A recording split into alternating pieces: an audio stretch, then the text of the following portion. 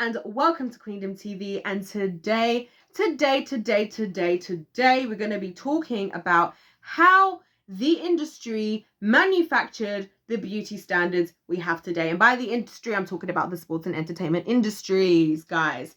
Now, I've kind of touched on this in the past, how I feel like the beauty standards that we all live in today, the bodies everybody desires to have and everything have been manufactured, right? And I know there are some, I heard one interesting theory recently where somebody said that a lot of these beauty standards are what people would actually aspire to anyway, which I partially agree with, but I actually also believe that we like what we are used to seeing to a certain point, you know. Like, for example, I remember watching a video, I think it was the Korean, what's the word? You know, like when it's like the de facto, what's the word for it? But basically, you know, like when you basically escape the country that you're from. But basically she was saying that, how many times am I going to say basically? She was saying that, you know, beauty standards are very different, like in Korea, and a lot of ways that people look in the Western world in Korea might be considered ugly or not necessarily what they would consider attractive, right?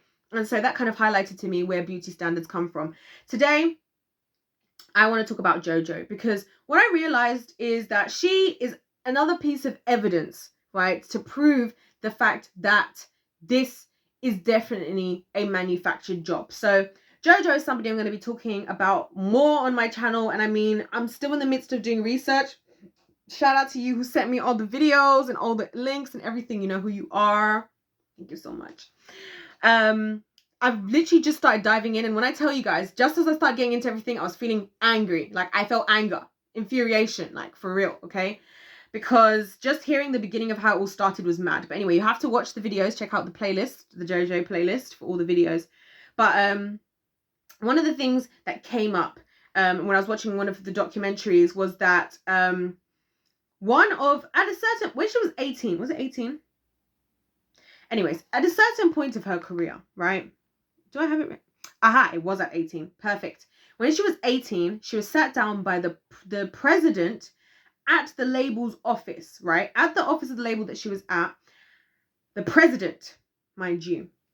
And this guy says to her, I just want you to be healthy, right? At which point she claps back and says, so what you're trying to say is that you want me to be skinny, right? Which, love that energy from her, because this is what I'm like. You know, like when people are trying to beat around the bush to get away with doing something shady by not saying it directly, and you just call them out and like, so you're trying to say this, right? That's what she did. So I was like, yes, good for you, love that energy. To which point apparently they responded, they denied obviously that was doing that, and that they would never tell her to do that. You know, they just want her to be healthy. Fast forward, she was put on a nutrition plan with a nutritionist, and she was only eating 500 calories a day, as well as being injected with appetite suppressants. I had to dedicate a whole video to this because I am appalled. Now, first of all, just to get this part out of the way, the recommended daily amount of calories for a woman is between like 800 and 2,000 calories a day. So she was eating 500 at 18 years old. Mind the fact that she is a performer and everything. And Jojo, if you've seen her, I don't see any part of her career where I was like, oh, honey, might want to lose a couple pounds. Never. And I don't think stuff like that anyway, because like I think that's weird. I think like let people live and let live. If it's somebody that's close to you and you feel like they're becoming unhealthy, then yeah, a gentle, like, you know what, in love, babe, just want to say something, that's one thing. Commenting on somebody you don't know, not helpful, right? So the 500 calorie things is crazy anyway, right? 500 calories are, I'm pretty sure, if you check the resting, if you really want to see, guys, if you check the resting like daily calories, because you know, like your body burns calories, even if you did nothing all day, your body will burn a certain number of calories, and I'm pretty sure it's more than 500. So like she's just in like a deficit, right? Crazy. Not to mention injections for appetite suppressants. Like, what the heck is that? Like, what the heck is that? She's 18 years old, which, yes, is she technically adult in today's language? Yes. Is she still a teenager? Yes. Should she have to be obsessing over her weight at that age? Absolutely not, right? At no point in her career did I ever see her even scratch the surface of like chubby even. Like, I don't know where this comes from, right? And so she, bless her, genuinely God bless her, was like, she felt like she needed to be skinny because maybe that was stopping her being able to do music videos and her music progressing. Now, there's a little side note here and a little foreshadowing to some upcoming videos that there were some issues with the label, which we're going to talk about in another video, which were meaning that she was like recording many different songs and like albums and stuff, but for some reason they were not being published or whatever. They were not being put out there, and this was a big issue. So you can watch that video to find out why that was actually happening. But she started to wonder if maybe it's because she was not skinny enough to be in the music videos. Maybe this is why they weren't like putting the stuff out, because she needed to lose weight. So obviously she trusted them, and this is what irritates me, guys, about this freaking industry. Okay, sorry, I'm so annoyed about this. This is what annoys me about the whole thing. The industry continually takes advantage of young people who don't know any better, so that, and in that state of innocence and naivety and ignorance, right, you rationalize what's going on in the industry, things that are irrational, right? And there's a part where I'm gonna talk about, am I talking about this in this video? No, I'm not talking about it in this video. There's a part where she talks about, you know, and I'll just touch on it, you know, even her having to say goodbye to her mum, like from being her manager and all this stuff. And it's like, why are children, young people, anyone for that matter, being put through this? Who said she needs to be skinnier or slimmer? And I feel like these standards, and I will say this, I've said this before and I'll say it again, I feel like it's the people who are behind the scene that we don't see, whoever this president is.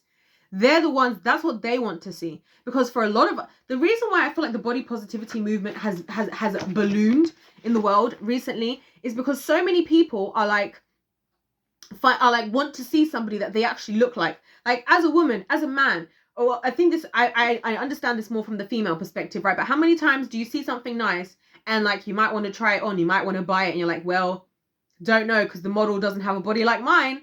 And I know for me how many times I've gone to try on clothes and I'm like, oh my gosh, this is disappointing. Or I've ordered clothes and end up sending half the stuff that I bought back, more than half, almost everything I've bought back, because it looked completely different, you know. So I feel like, you know, this stuff, people want to see something that is relatable, that they can understand. You know, this is why one of the reasons Marilyn Monroe was really popular in general, because she was more of a fuller figured woman. Not to say that we have to like, it has to be about being fuller figured. This is just whatever God intended for your body to be is what you should be able to be, you know. And so for her to be being said to, and it's all these funny things, like the way he says, we just want you to be as healthy as possible. This, guys, is evil and demonic. When I talk about evil, and I said I was going to call things for what they are, I mentioned in my little warning video, which go and watch the warning video, right? If you haven't seen it. I mentioned in there how I was going to be getting very like blatant about what goes on. And in that video, I talked about the fact that one thing that evil people do, and the devil does, right, is I said that he disguises himself in good, but there's not all good. And I talked about how it will be like 99% good and 1% bad, right? Or whatever percentage. But either way, it will look good, but it's not really good. And so even this whole phrase of just want you to be as healthy as possible, you know, that sounds like a manipulative, narcissistic person in your life. Evil, right? And it's the perfect way for them, and it's like the perfect legal way to say something, create a reaction, but not have to pay the consequences. Because here what? She's obviously gone off and started to rationalize this, even though, and she even said that she's fine. She even said at the time, she's like, I'm fine, I'm eating, I'm active, like I'm like, she clapped back like, I'm good. Like, I don't know why you're saying this to me, I'm good. But this is how these people work, and this is the power of words and the power of saying things, because it puts something in your head, and all it has to be is a seed. And the seed will grow, and seeds grow slowly. They don't grow in one day. That's why a lot of the time, this is why I feel like a lot of people, especially if you're like, if you've ever had that feeling where you think, oh my gosh, I feel a certain way and I don't understand why I feel that way. Chances are there was a seed planted and you don't remember when it was planted. You didn't notice, and it just germinated over time. I started to notice this even myself with certain things where I'm like, why have I got progressively angry like through the day? You know? And nowadays I try to actually track back, like, okay, what was that thing that, okay, it was that, okay, deal with that, okay, oh, why do I feel like the anger is gone, you know? And so I feel like putting that seed in her mind And then, of course, setting her up with a nutritionist. And again, what nutritionist is giving an 18-year-old girl who's supposed to be performing and touring and recording and all this stuff 500 calories a day? 500 calories a day. I don't get that. I really don't get that. Like, that to me is even more shocking. And again, another hint at just how evil this freaking industry is. Sorry to say freaking, guys. I know it's not a swear word, but I don't want to say something that sounds like something, you know? My gosh. And so this is why I feel like these beauty standards are manufactured by the industry. By the industry. Because who... Like, the thing is, because we don't get the opportunity to see a lot of people in their natural state, we'll never know. And I honestly think that the people that we have, the reason why society has changed is because they became popular as they were, kind of thing, or with whatever they were doing. So, for example, with the Kardashians, who just so happened to want to look a particularly different way. And I really believe it was the witch, good old witch Chris, who realized, okay, there's a lot we can get out of giving my daughters certain characteristics and, you know, creating a certain lifestyle around them that's profitable. And then that shifted the beauty standards. This is what I mean about how it's manufactured. Because I remember when I was in school, being curvaceous, having big lips wasn't a good thing. Like, I've heard so many people talk about, particularly like a lot, I've heard even black girls say with bigger lips than mine, my lips aren't that big for a black person, you know? But like, I've heard so many people say, like, I remember when having big lips was like looked down upon, like people made fun of you for big lips. Now it's like people want to, like, everyone's getting lip filler, this, that. Like, the beauty standards change. That's why I don't feel like it's an internal thing that people are feeling, or even an external thing that we as society are deciding we want to happen. It's something that's being put onto us, you know, and being manufactured by somebody. And the detrimental effects. Let's continue. So this ended up for Jojo, developing into extreme insecurities and disordered eating because she didn't feel good enough. So many people walk into the industry or start out, like I talked about this with Jessie Nelson and how, you know, she started out, she said that when she started out, I think she said her confidence was at like a 9, you know, when she went out for her audition. And this is before any of the work she had done, lost any weight, anything, right? Similar with Jojo, she felt like she was it. She said, like, you know, she would sing for anybody who would listen. She was doing her thing. And like, good on you, girlfriend. That's what I want to hear. That's what I want you to do. You go shine, sis. You shine. You do you, right? You do you. But no, the industry once again had to, Hollyweird strikes again. And so that led to her, you know, drinking and making out with strangers. And she's literally said that you know, it was her manager who said she was like looking, and she said she was looking for validation to feel pretty. And her manager said she was depressed. And this is why I think these things are so important to talk about, and why they break my heart so much. Because when we like, so much of the time when people have mental health issues, right, we act like they come out of nowhere. And I don't believe that. I don't. I don't believe things come out of nowhere. I think we as human beings, in the type of world we live in, we don't understand the spiritual implications of what we are doing. One thing on a spiritual level, guys, that I've learned recently is the fact that when certain things happen to us, it opens doors, you know, it opens doors for certain energies to work in our life, right? Because it plants a seed. If you get rejected by somebody, for example, it plants a seed of rejection, right? And if you don't deal with that feeling at that time, the next time you get rejected, that seed is gonna continue to grow and grow and grow. And all of a sudden, that rejection has taken over the way that you behave, because now it's something that's inside of you that you can't explain. And I feel like that's how so many mental health illnesses today start. I think a lot of them get so severe to the point that people do genuinely need to be on medication. Sometimes I feel like it's not necessarily because of things that they've done. Maybe it's things around them, people in their family and stuff like that, right? But in the case of Jojo here, I feel like she came in feeling good about herself, feeling good like I should, right? And she's had the seed planted, like, we just want you to be healthy. it's already got her brain, whenever she's thinking about it in her conscious mind, her subconscious mind, and this is how subconscious minds are. This is why I talked about how words are like spells on people, right? It's going to start going, healthy, maybe I could just cut down on this. Maybe the next time she goes to have like some cereal or something, she says, you know what, let me put a bit less.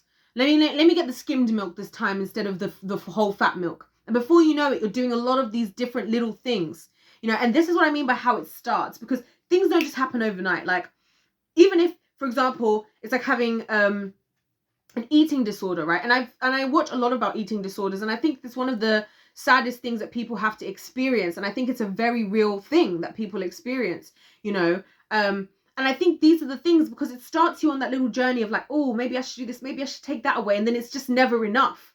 It's just never enough, and it's never enough because you don't feel like you're good enough. And if you don't feel like you're good enough, that hole that you're trying, it's never going to be enough, because there's no such thing as enough, because you're not enough.